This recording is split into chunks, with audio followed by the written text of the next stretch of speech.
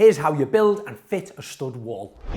Measure up the area where you want to create a stud work frame. I'm using 3x2 sawn timber as it isn't a structural wall, it's just a partition.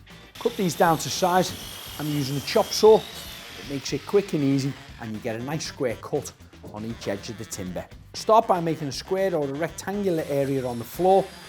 Screw in the 4 corners, drill the pilot hole first and then driving a 4-inch screw through. Offer your square frame into position, make sure it's level and square, and then you can screw this into the side adjacent wall and into the floor. And if you're happy with that, cut your infills. Again, I'm chopping these down using a chop saw. Place them into position. I'm spacing these apart every 600 millimeters. Measure up 600 mil. If you have a laser level, set that into position and then these can be screwed either side, holding it into your frame. Same again with the second strut and the third strut. Now that's one section almost made, I want to put some braces in from side to side. These also want to be about 600 millimeters apart. Now my second noggin, you can see I'm staggering it above and below the line. This is to keep them all pretty much in the center, but it allows me to drive the screws in either side.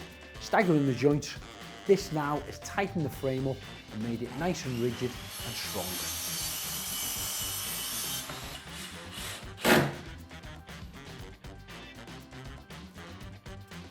Now that's one portion of my stud wall now braced and fixed into position. All I need to do now is build another piece to go on the opposite side.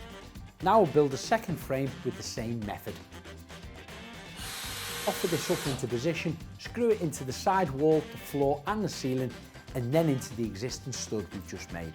Chop your noggins down to size, place them into position, drill a couple of clearance holes and drive 2 screws in.